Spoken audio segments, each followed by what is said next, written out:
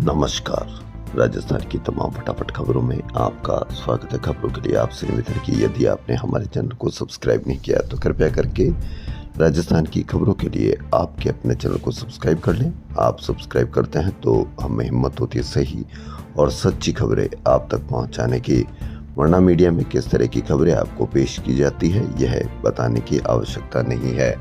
Media में सिर्फ उन खबरों को दिखाया जाएगा जिससे आपके खून में उबाल रहे मन में सवाल बिल्कुल भी खत्म कर दिया गया है। चीनी जब 70 रुपए किलो पहुंची तो कहीं पर भी कोई खबर नहीं थी, लेकिन जब चीनी कम हो गई 2 रुपए 3 रुपए तो 67 रुपए पर से थोड़ी कम हुई तो जबरदस्त तरीके से मीडिया कवरेज और बड़ी खबर के साथ उसको पेश किया गया। लेकिन आम लोगों ने 70 रुपए किलो चीनी खरीदी तो कहीं से भी कोई खबर नहीं थी। ऐसे ही जब रुपया कमजोर होता है 96-97 रुपए के पास था, कहीं पर भी कोई खबर नहीं। लेकिन जैसे ही 25 पैसे 50 पैसे या 1 रुपया कम होता है तो आपको जबरदस्त तरीके से फ्रंट पेज पर या मीडिया पर चर्चा के साथ इसको पेश किया जाता है, ताकि आपको ऐसा लगे कि रुपया मजबूत हुआ है। जबकि 62 रुपए से 96 रुपए पर पहुंच गया। रुपया कितना कमजोर हुआ है। रुपया एशिया की उन बड़ी करेंसी में से शामिल है जो कमजोर हुआ है। चीनी भी कितनी महंगी हो गई, आपको कहीं पर भी कोई खबर नहीं। ऐसे ही आप बधाई के पात्र थे जब एक स्कूल को आपने बचाया और जो भी उनकी कमियों को उजागर करने वहां पहुंचे थे उनके साथ मारपीट की। लेकिन आप कहां तक स्कूल बचाओगे, क्योंकि आप अपने बच्चों का भविष्य बर्बाद कर रहे हो। ऐसे ही एक स्कूल के 2 कमरे भर भरा कर गिर गए। गनीमत रही कि कोई हादसा नहीं हुआ। ऐसे ही यदि आप स्कूल सुधार के कार्यक्रम को यदि आप बढ़ावा देते और यदि उनकी वीडियो फोटोग्राफी करने से रोकते नहीं तो हो सकता है कि वह स्कूल जो भर भरा कर गिर गई 2 कमरे 3 कमरे, वह आज इस तरह की कार्रवाई या इस तरह के भर भरा कर नहीं गिरते कमरों की छतें। और गनीमत तो ये रही कि वहाँ बच्चे बैठे हुए थे, लेकिन वह बच गए। हो सकता था कि वह उन बच्चों पर भी यह छत गिर सकती थी तो उसमें नुकसान आपका होता, उन लोगों का नहीं जो आपके स्कूल की कमियों को उजागर करने के लिए वीडियोग्राफी या उन स्कूलों में आए थे। इसलिए आप अभी भी वक्त है उन खबरों को बढ़ावा दें जिनमें आपके बच्चों की सुरक्षा हो, जिनमें आपके बच्चों के शिक्षक लगे हुए हो, या यदि भवन जर्जर है तो उनमें सुधार की गुंजाइश रहे। तो क्या है आज की वो बड़ी खबरें? जी हाँ, 2 करोड़ रुपए की रिश्वत मांगने के कथित मामले में एएसपी दिव्या मित्तल को सरकार से राहत मिलने के बाद अब एसीबी ने भी यू टर्न ले लिया। 2 करोड़ रुपए की घूस मांगने की फाइल बंद। जिस आरोपी कांस्टेबल को फरार बताया उसे भी एसीबी ने क्लीन चिट दी।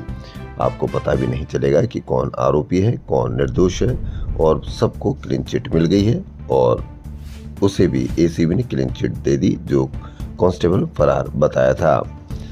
3 साल पहले यह बहुत जबरदस्त तरीके से इस मामले को मीडिया कवरेज मिली थी, लेकिन अब सब फाइल बंद हो गई है और कांस्टेबल को फरार बताया उसे भी एसीबी ने क्लीन चिट दे दी है। वहीं राजस्थान और यूपी के सरकारी स्कूलों में पत्रकारों, यूट्यूबर्स और अन्य लोगों के प्रवेश तथा वीडियो रिकॉर्डिंग पर लगाई पाबंदियों को सुप्रीम कोर्ट में चुनौती दी गई। सीजेआई सूर्यकांत की बेंच ने याचिका सूचीबद्ध करने के संकेत दिए हैं। अब देखना यह है कि कब तक यह इसको याचिका को मंजूर कर कितनी बड़ी कार्रवाई होती है। आप वक्त और समय दोनों बताएंगे। डूंगरपुर के दोवड़ा ब्लॉक के राजकीय उच्च प्राथमिक विद्यालय देवकी में सोमवार सुबह करीब 10:15 बजे जर्जर कक्षा कक्ष की छत भरभरा कर गिर गई। उस समय स्कूल में 122 विद्यार्थी और स्टाफ मौजूद था। गनीमत रही कि जिस कमरे की छत गिरी उसमें बच्चे नहीं बैठे हुए थे। हालांकि हादसे के समय कमरे की एक तरफ विद्यार्थी पढ़ रहे थे और दूसरी तरफ स्टाफ रूम था।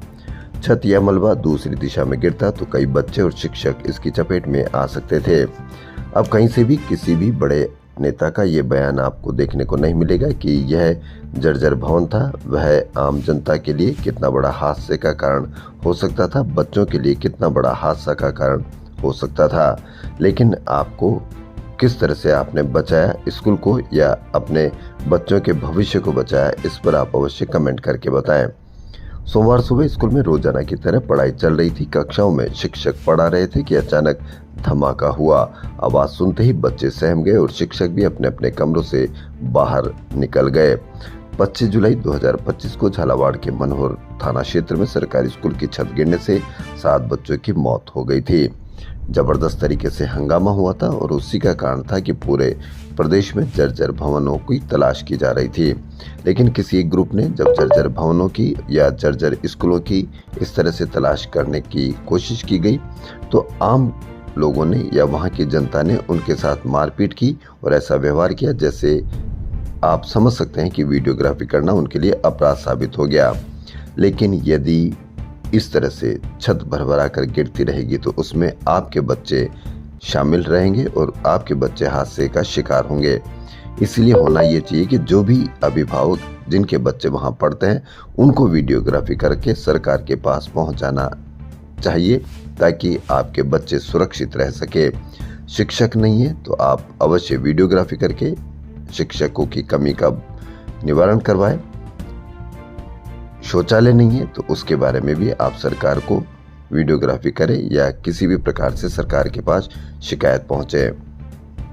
आप इसको बधाई के पात्र नहीं समझे बल्कि अपने बच्चों का भविष्य बर्बाद करने के पात्र समझे। चीनी की बढ़ती कीमतों पर कहीं पर भी कोई खबर नहीं थी, लेकिन जब एक हफ्ते में 3 रुपए किलो कम हुई तो जबरदस्त तरीके से उसकी मीडिया कवरेज की गई कि चीनी सस्ती हो गई है। लेकिन वह चीनी जो 40 से 42 रुपए किलो थी वह 65 रुपए के पास पहुंच गई। कहीं से भी कोई बड़ी खबर नहीं थी। लेकिन जब चीनी 3 रुपए सस्ती हुई तो बड़ी कवरेज के साथ आपको पेश की जा रही है और आपको सिर्फ भ्रमित किया जा रहा है। लेकिन आप जब 40 रुपए किलो चीनी खरीदते थे, जब कहीं से भी बढ़ती हुई कीमतों के बारे में कहीं से भी कोई खबर नहीं मिली होगी आपको। राजस्थान के विश्वविद्यालयों में छात्र संघ चुनाव 4 साल से नहीं हो रहे, लेकिन छात्रों से इसके नाम पर शुल्क की वसूली जारी है। आरयू यानी राजस्थान यूनिवर्सिटी में ही पिछले 4 सत्र में छात्र संघ चुनाव और सदस्यता शुल्क के रूप में करीब 2 करोड़ 75 लाख रुपए लिए गए। इस सत्र से विश्वविद्यालय ने छात्र संघ चुनाव शुल्क का नाम बदलकर छात्र कल्याण शुल्क कर दिया गया है। प्रदेश में आखिरी बार छात्र संघ चुनाव 2022 में हुए थे। नाम बदलने से कितना असर होगा, क्या असर होगा? यदि कल्याण शुल्क है तो उस कल्याण शुल्क से अवश्य शौचालय बनाए जाने चाहिए, पानी की व्यवस्था की जानी चाहिए, क्योंकि कुछ समय पहले साफ पानी के लिए भी आंदोलन प्रदर्शन किए गए थे। अब उस पर कितना सुधार हुआ यह आप अवश्य कमेंट करके बताएं।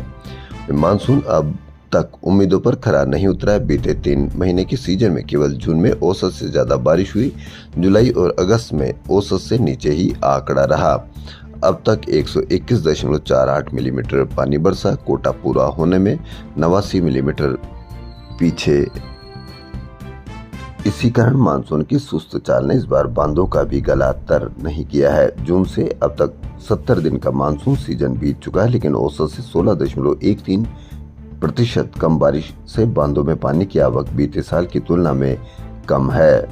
ईद मिलादुन्नबी पर आज परकोटा व सांगानेर में, जयपुर में जुलूस के चलते दोपहर बाद कई मार्ग बंद रहेंगे। जयपुर में सोमवार देर रात राजीनामे के बहाने बुलाए गए 2 भाइयों पर दूसरे पक्ष के बदमाशों ने चाकू से ताबड़तोड़ हमला कर दिया। हमले के बाद दोनों भाइयों को लहूलुहान हालत में छोड़कर बदमाश भाग गए। मौके पर एकत्रित लोगों ने कच्ची बस्ती निवासी कयूम और शाकिर को अस्पताल पहुंचाया, जहां तड़के 3-4 बजे शाकिर ने दम तोड़ दिया। पुलिस ने घायल कयूम की तरफ से दूसरे पक्ष के रफीक उर्फ बकरी और उसके 4-5 अन्य साथियों के खिलाफ हत्या का केस दर्ज कर लिया। मृतक शाकिर 10 दिन पहले ही पिता बने थे। जबरदस्त तरीके से बर्बाद कर दिया गया एक परिवार को, और तीनों जो गिरफ्तार हुए वह भी बर्बाद हो गए। इसलिए अपराध करने से पहले 100 बार सोचे कि आप अपराध करने जा रहे तो आप खुद भी बर्बाद होगे और दूसरे के परिवार को भी बर्बाद करोगे। राजस्थान यूथ फिजियो रेवोल्यूशन संघर्ष के आह्वान पर प्रदेश भर के फिजियोथेरेपी चिकित्सकों ने विभिन्न मांगों को लेकर शहीद स्मारक जयपुर पर धरना प्रदर्शन किया। पदाधिकारियों ने आरोप लगाया कि प्रतिनिधिमंडल को वार्ता के लिए सचिवालय बुलाकर 3 घंटे इंतजार करवाया, पर कोई अधिकारी ज्ञापन लेने नहीं पहुंचा। डॉक्टर आशीष शर्मा व एसोसिएशन अध्यक्ष डॉक्टर संजय कुमावत ने बताया कि 16 साल में महज 64 पदों पर भर्ती हुई है।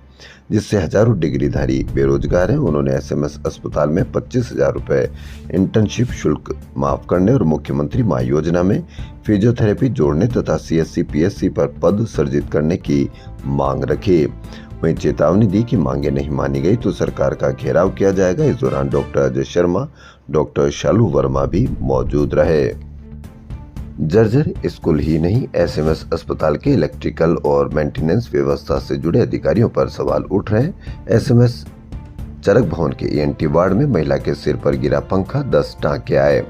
यदि इस तरह की वीडियोग्राफी को बढ़ावा देते, उनके साथ मारपीट नहीं करते तो हो सकता है स्कूल के बाद अस्पतालों का भी नंबर आता और हिम्मत करने वाले या जिम्मेदार नागरिक अस्पतालों में भी इस तरह की वीडियोग्राफी करते। लेकिन आपने उनके साथ मारपीट करके उन जो सुधार के लिए बढ़ावा देने के बजाय आपने उनको रोका, तो उसी का कारण है कि आप कहीं पर भी कोई भी डिमांड करते हैं, कहीं पर भी कोई सुधार की मांग करते हैं, जिम्मेदार नागरिक बनने का प्रयास करते हैं, तो उनको पीछे हटने पर मजबूर करते हैं आप जैसे लोग।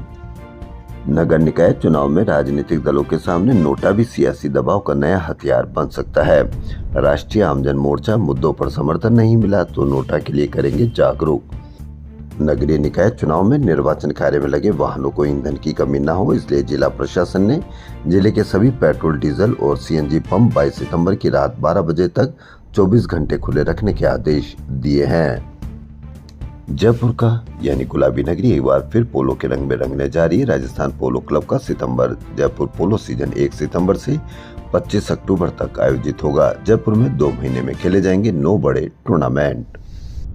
जयपुर दिल्ली राजमार्ग स्थित नीम्स यूनिवर्सिटी में बीटेक प्रथम वर्ष के छात्र के हॉस्टल की 15वीं मंजिल से गिरने से मौत हो गई। छात्र हॉस्टल के पास लहूलुहान हालत में पड़ा मिला। सूचना पर पहुंची पुलिस ने शव को कब्जे में लेकर मोर्चरी में रखवाया। नीम्स यूनिवर्सिटी के हॉस्टल की 15वीं मंजिल से गिरा बीटेक का विद्यार्थी, हुई मौत। अब आपको कितनी जबरदस्त तरीके से इस मौत को घुमाया जाएगा कि आपको पता भी नहीं चलेगा कि आत्महत्या है तो क्यों हुई या हत्या है तो क्यों की गई। इसी तरीके से जयपुर में एक मंजिल से 6ठी 7वीं मंजिल से एक बच्ची गिरी थी। आज तक पता नहीं चल पाया कि वह बच्ची के लिए दोषी कौन और किस तरह से उस मीडिया कवरेज दी गई। यह आप अवश्य कमेंट करके बताएं।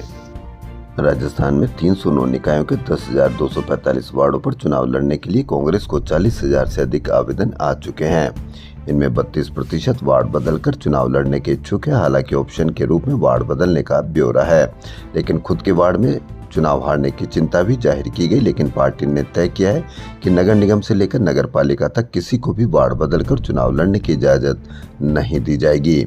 ऐसे में 15,000 से अधिक आवेदन के खारिज होने की स्थिति बन गई है। वहीं राजस्थान में निकाय चुनाव की लोक सूचना गुरुवार को जारी हो जाएगी। नामांकन की अंतिम तिथि 31 अगस्त है और नाम वापसी 3 सितंबर को होगी। उधर इस चुनाव में करीब 10,000 वार्डों के टिकट बीजेपी कांग्रेस के स्तर पर 28 से 30 अगस्त तक जारी होते रहेंगे। पड़ोसी राज्य दिल्ली में स्वाइन फ्लू कहर बरपा रहा है। गुजरात में चांदीपुरा वायरस ने 22 बच्चों की जान ले ली। राजस्थान के 8 बच्चे भी इसकी जद में हैं। 3 की मौत हो गई। पिछले 2 महीने में इन दोनों को जबरदस्त तरीके से कहर बरपा रहा है। लेकिन आप मीडिया पर इसकी बिल्कुल भी चिंता नहीं देखेंगे। नहीं कोई मीडिया पर विशेषज्ञ आएंगे, वह कहेंगे कि कहीं पर भी कोई असर नहीं, कहीं से भी कोई घबराने की जरूरत नहीं है। लेकिन जब कहर बरपाता है तो जबरदस्त तरीके से जब वायरस आता है, कई लोगों की जान ले लेता है, तब वह गायब हो जाएंगे और कुछ समय बाद में जब मामला शांत होता है तो वह फिर आकर मीडिया पर इसकी चर्चा करेंगे। तो राजस्थान की खबरों फिलहाल इतना ही। यदि आपको राजस्थान की खबरें पसंद आ रही तो आपके अपने चैनल को सब्सक्राइब कर लें। धन्यवाद।